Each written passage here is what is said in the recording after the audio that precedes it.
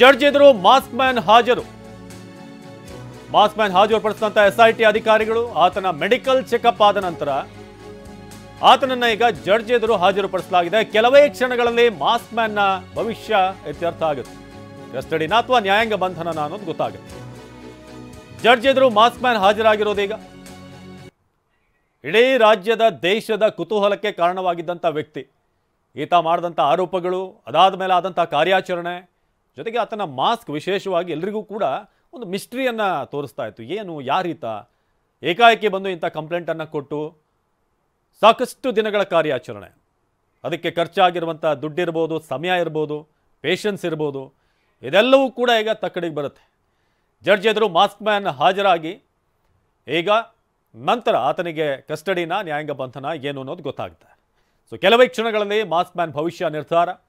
ಸದ್ಯದ live update ನಿಮಗೆ ಕೊಡ್ತಾ ಇದ್ವಿ. ಈಗ ಕೋರ್ಟ್ಗೆ ಈಗಷ್ಟೇ SP ಅವರ ಜೊತೆಗೆ, ಅವರ ವಾಹನದ ಜೊತೆಗೆ ಈ ವೆಹಿಕಲ್ ಕೂಡ ಬಂತು. ಮಾಸ್ಕ್ ಮ್ಯಾನನ್ನು ಈಗ ಕೋರ್ಟ್ ಒಳಗೆ ಕರ್ಕೊಂಡು ಹೋಗಲಾಗಿದೆ.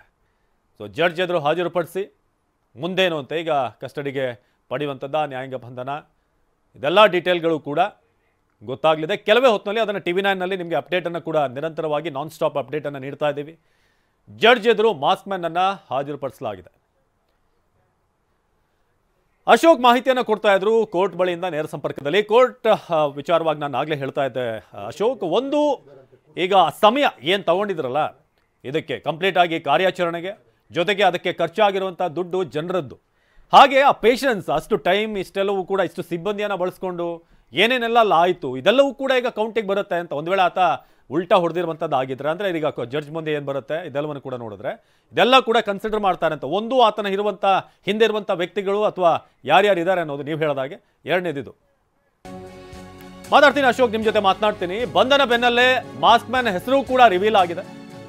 ಮಾಸ್ಕ್ ಮ್ಯಾನ್ನ ಹೆಸರು CN ಚೆನ್ನಯ್ಯ ಅಂತ ಗೊತ್ತಾಗಿದೆ. ಚಿನ್ನಯ್ಯ ಅಂತ ಹೆಸರು ಬಯಲು ಮಾಡಿದಂಥ SIT ಪೊಲೀಸರು ಈತನ ಹೆಸರು CN ಚಿನ್ನಯ್ಯ ಅನ್ನೋದು ಕೂಡ ಗೊತ್ತಾಗಿದೆ.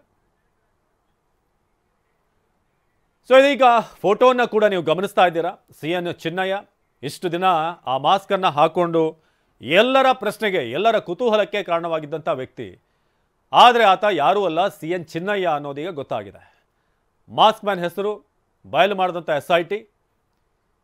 ಹಲವಾರು ಪ್ರಶ್ನೆಗಳು, ಅನುಮಾನಗಳು ಈ ವ್ಯಕ್ತಿಯ ಹಿಂದೆ ಇತ್ತು. ಒಂದು ವೇಳೆ ಈತ ಹೇಳಿದ್ದೆಲ್ಲವೂ ಕೂಡ ನಿಜ ಆಗಿದ್ದಿದ್ರೆ ಬೇರೆದ್ದೇ ಒಂದು ಸೆನ್ಸೇಷನ್ ಕ್ರಿಯೇಟ್ ಆಗಿರೋದು.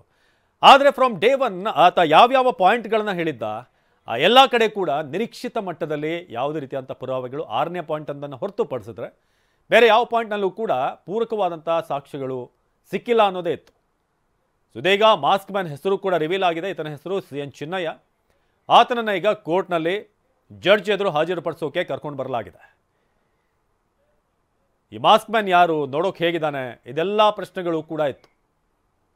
ಜೊತೆಗೆ ಈತನಿಗೂ ಧರ್ಮಸ್ಥಳ ಒಂದು ಪ್ರದೇಶಕ್ಕೂ ಇದ್ದಂಥ ನಂಟೇನು, ಅಷ್ಟು ವರ್ಷಗಳಿಂದ ಈತ ಅಲ್ಲಿ ಕೆಲಸ ಮಾಡ್ತಾ ಇದ್ದ. ಕೆಲವರು ಹೇಳ್ತಿರುವಂಥ ಪ್ರಕಾರ ಹೌದು, ಇನ್ನು ಕೆಲವರು ಇಲ್ಲ, ಹೀಗೆ ಒಂದಷ್ಟು ಗೊಂದಲಗಳಿತ್ತು. ಈತನ ಹೆಸರೇನು ಅನ್ನೋದ್ರ ಬಗ್ಗೆ ಕೂಡ ಪ್ರಶ್ನೆ ಇತ್ತು. ಆದರೆ ಈಗ ಈತನ ಹೆಸರು ರಿವೀಲ್ ಆಗಿದೆ, CN ಚಿನ್ನಯ್ಯ ಅಂತ. ಸೊ ಹೆಸರನ್ನು SITಯ ಪೊಲೀಸರು ಈಗ ರಿವೀಲ್ ಮಾಡಿದ್ದಾರೆ. ಸೊ ಅಶೋಕ್ ಹೆಚ್ಚಿನ ಮಾಹಿತಿಯನ್ನು ಆಗಲೇ ಕೊಡ್ತಾ ಇದ್ರು ಕೋರ್ಟ್ ಬಳಿಯಿಂದ. ಅಶೋಕ್, ಆಗಲೇ ನಿಮ್ಮನ್ನ ಕೇಳ್ತಾ ಇದ್ದೆ, ಈತನ ಹಿಂದಿರುವಂಥ ಗ್ಯಾಂಗ್ ವಿಚಾರ ಅಥವಾ ಒಂದು ಟೀಮ್ ವಿಚಾರ ಒಂದು, ಇನ್ನೊಂದು ಕಡೆ ಈತ ವೇಸ್ಟ್ ಮಾಡಿರುವಂಥ ಟೈಮ್, ಹಾಗೇನೆ ಹಣ, ಇದೆಲ್ಲವೂ ಕೂಡ ಬರುತ್ತೆ ಒಂದು ವೇಳೆ ಆತ ಗಿಲ್ಟಿ ಅಂತ ಪ್ರೂವ್ ಆದಂಥ ಸಂದರ್ಭದಲ್ಲಿ. ಇನ್ನೊಂದು ಕಡೆ ಈತನ ಹೆಸರೇನು ಅನ್ನೋದು ಕೂಡ ಜನರಿಗೆ ಕುತೂಹಲ ಇತ್ತು. ಆ ಮಾಸ್ಕನ್ನು ತೆಗೆದರೆ ಹೇಗೆ ಕಾಣ್ತಾನೆ ಅನ್ನೋದ್ರ ಬಗ್ಗೆ ಕೂಡ ಭಾಳಷ್ಟು ಕಾತರ ಇತ್ತು. ಸೊ ಸದ್ಯಕ್ಕೆ ಈ ವಿಚಾರಕ್ಕೆ ಏನೇನೆಲ್ಲ ಲೇಟೆಸ್ಟ್ ಅಪ್ಡೇಟ್ ಸಿಗ್ತಾ ಇದೆ ಅಶೋಕ್? ಹೌದು ಅವಿನಾಶ್, ಈವರೆಗೂ ಕೂಡ ಮಾಸ್ಕ್ ಮ್ಯಾನ್ನ ಹೆಸರು ಎಲ್ಲಿಯೂ ಕೂಡ ರಿವೀಲ್ ಆಗಿರಲಿಲ್ಲ. ಪ್ರಮುಖವಾಗಿ ಇದಕ್ಕೆ ಕಾರಣ ಆತ ನ್ಯಾಯಾಲಯದ ಮುಂದೆ ಹಾಜರಾಗಿದ್ದ, ತಾನು ಇಷ್ಟು ನೂರಾರು ಹೆಣಗಳನ್ನು ಧರ್ಮಸ್ಥಳ ಭಾಗದಲ್ಲಿ ಹೂತಾಕಿದ್ದೇನೆ ಎನ್ನುವಂಥದ್ದನ್ನು ಹೇಳಿದ, ಮತ್ತು ನನಗೆ ರಕ್ಷಣೆ ನೀಡಬೇಕೆನ್ನುವಂಥದ್ದನ್ನು ಕೂಡ ಹೇಳಿದ. ಹೀಗಾಗಿ ಆತನನ್ನು ವಿಟ್ನೆಸ್ ಪ್ರೊಟೆಕ್ಷನ್ ಆ್ಯಕ್ಟ್ ನಡಿ ಆತನಿಗೆ ಒಂದು ವಿಶೇಷ ಅವಕಾಶವನ್ನು ಕೊಡಲಾಗಿತ್ತು. ಆತನ ಹೆಸರನ್ನು ಎಲ್ಲೂ ಕೂಡ ರಿವೀಲ್ ಮಾಡುವಂತಿರಲಿಲ್ಲ ಮತ್ತು ಆತನ ಗುರುತು ಪರಿಚಯ ಯಾರಿಗೂ ಕೂಡ ಸಿಗದಂತೆ ಆತನಿಗೆ ಭದ್ರತೆಯನ್ನು ಕೂಡ ಒದಗಿಸಲಾಗಿತ್ತು. ಹೀಗಾಗಿ ಆತನಿಗೆ ಈವರೆಗೂ ಯಾವುದೇ ರೀತಿಯಿಂದ ಹೆಸರನ್ನು ಇಟ್ಟು ಕರೆಯುವಂತಿರಲಿಲ್ಲ. ಆದರೆ ಆದ್ರೆ ಇದೀಗ SIT ಅಧಿಕಾರಿಗಳು ಆತನ ಹೆಸರನ್ನು ರಿವೀಲ್ ಮಾಡಿದ್ದಾರೆ. ಪ್ರಮುಖವಾಗಿ ಇದಕ್ಕೆ ಕಾರಣ ಆತನಿಗೆ ಈಗ ಏನು ವಿಟ್ನೆಸ್ ಪ್ರೊಟೆಕ್ಷನ್ ಆಕ್ಟ್ ನಡಿ ಕೊಟ್ಟಂತ ಅವಕಾಶವನ್ನು ಹಿಂಪಡೆಯಲಾಗಿದೆ. ಯಾಕಂತ ಹೇಳಿದ್ರೆ ಆತ ಈಗ ಸಾಕ್ಷ್ಯ ದೂರುದಾರನಿಂದ ಆರೋಪಿಯಾಗಿ ಆತ ಬದಲಾಗಿರ್ತಕ್ಕಂಥದ್ದು. ಹೀಗಾಗಿ ಆರೋಪಿಯಾಗಿರೋದ್ರಿಂದಾಗಿ ಆತನ ಹೆಸರನ್ನು ಈಗಾಗಲೇ CN ಚಿನ್ನಯ್ಯ ಎನ್ನುವಂಥದ್ದನ್ನು ಕೂಡ ಈಗಾಗಲೇ ಗುರುತಿಸಲಾಗಿದೆ. ಆತ ಪ್ರಮುಖವಾಗಿ ಮಂಡ್ಯ ಜಿಲ್ಲೆಯ ಮಂಡ್ಯ ತಾಲೂಕಿನ ಚಿಕ್ಕಬಳ್ಳಿ ಮೂಲದವನು ಎನ್ನುವಂಥದ್ದು ಈಗ ಗೊತ್ತಾಗಿದೆ.